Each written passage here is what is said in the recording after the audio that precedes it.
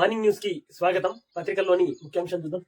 ఈనాడు పత్రిక, వ్యాపారుల అక్రమాలపై పీడీ చట్టం, నకిలీ ఎరువులు విత్తనాలపై అప్రమత్తంగా ఉండండి, వ్యవసాయ శాఖ సమీక్షలో సీఎం రేవంత్ రెడ్డి అంటూ వార్త వేసుకొని వచ్చింది. ఇది ప్రతి సంవత్సరం ఈ మిర్గంకు ముందు అంటే జూన్ కు ముందు నెలలో మొత్తం మీద ఇలాగే అంటారు, కానీ మళ్ళా నకిలీ జరుగుతూనే ఉంటాయి. నకిలీ విత్తనాలు గాని నకిలీ ఎరువులు గాని సరఫరా అయితేనే ఉంటాయి. వీటిపైన ఉక్కుపాదం మోపుతామంటారు, ఇది చేస్తామంటారు, అది చేస్తామంటారు, ఏది చేయరు. మళ్ళీ అయ్యేది అయితే ఉంటది, నడిచేది నడుస్తూనే ఉంటది. సర్వే పటం ఉంటేనే రిజిస్ట్రేషన్ అంటూ వార్త వేసుకుని వచ్చింది. రెండవ పటం, ఇప్పటి నుంచి ఒకవేళ ఒకరి పేరు మీద నుంచి ఇంకొకరి పేరు మీదకి రిజిస్ట్రేషన్ కావాలంటే ముందు సర్వే పటం ఉండాలి, సర్వే పటం ఉంటేనే రిజిస్ట్రేషన్ అవుతుంది అంటూ వార్త వేసుకొని వచ్చింది. అందులో నుంచి 5 జిల్లాల నుంచి నమూనాలు సేకరించి మొత్తం మీద పైలట్ ప్రాజెక్ట్ గా ఒక 5 జిల్లాలను సెలెక్ట్ చేసిరు. ఒకటి ఖమ్మం జిల్లా, జగిత్యాల, మహబూబ్ నగర్, ములుగు, సంగారెడ్డి. ఈ 5 జిల్లాల్లో ఒక్కో మండలంలో ఒక్కొక్క గ్రామాన్ని సెలెక్ట్ చేసి ఇది సక్సెస్ అవుతుందా కాదా అన్నట్టు పైలట్ ప్రాజెక్ట్ గా చేయబోతున్నారు అంటూ వార్త తీసుకొని వచ్చింది.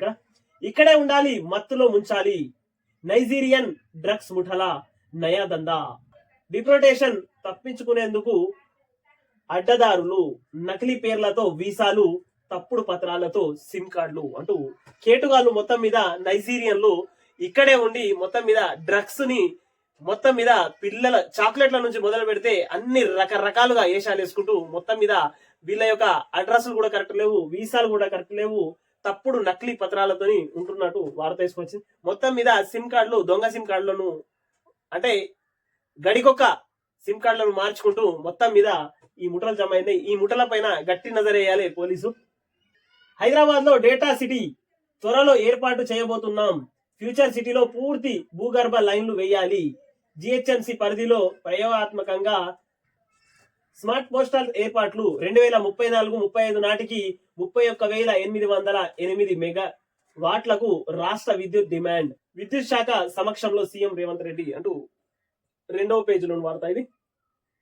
ఉద్యోగ ప్రకటనకు కసరత్తు, ఎస్సీ వర్గీకరణ ఆధారంగా సవరణ ప్రతిపాదనల స్వీకరణ, త్వరలో 20,000కు పైగా పోస్టులకు నోటిఫికేషన్లు అంటూ వార్త తీసుకొని వచ్చింది. ఇక్కడ రెండవ పేజీలో వార్త. మొత్తం మీద ప్రతి సంవత్సరం ఉద్యోగ క్యాలెండర్ ఉంది కదా, దానికి సంబంధించింది అనమాట. ఈ ఇయర్ 20,000 ఉద్యోగాల వరకు ఉంటాయి, వాటికి త్వరలో నోటిఫికేషన్ వేయబోతున్నాం అంటూ వార్త తీసుకొని వచ్చిందిగా. మానకలమైన జల విద్యుత్ ఉత్పత్తి సాధ్యమేనా, 4 ఏళ్లుగా మరమ్మతులు పూర్తి కాని శ్రీశైలం యూనిట్, జూరాల ప్లాంటు పనుల్లోనూ జాప్యం అంటూ 12వ పేజీలో వార్త ఇది. పాక్కు ఎండగట్టేలా దౌత్య యుద్ధం, ప్రపంచ దేశాలకు బృందాలను పంపనున్న కేంద్రం, విపక్ష ఎంపీలకు చోటు, ఉగ్రపోరులో ఐక్యతను చాటే యత్నం అంటూ 13వ పేజీలో వార్త ఇది. జూన్ 2వ తారీఖు లోపు మొత్తం మీద ప్రతి గ్రామానికి రెవెన్యూ అధికారిని నియమిస్తాం అంటూ వార్త తీసుకొని వచ్చింది. భూ సమస్యలను అక్కడికక్కడే పరిష్కరిస్తాం, మంత్రి పొంగులేటి వెల్లడి అంటూ 5వ పేజీలో వార్త ఇది. ప్రజాక్షేత్రంలోకి బారాస అనుబంధ సంఘాలు అన్ని వర్గాల సమస్యలపై పోరాడేలా కార్యాచరణ, హరీష్ రావు నివాసానికి వెళ్లి చర్చించిన కేటీఆర్ అంటూ 5వ పేజీలో వార్త ఇది.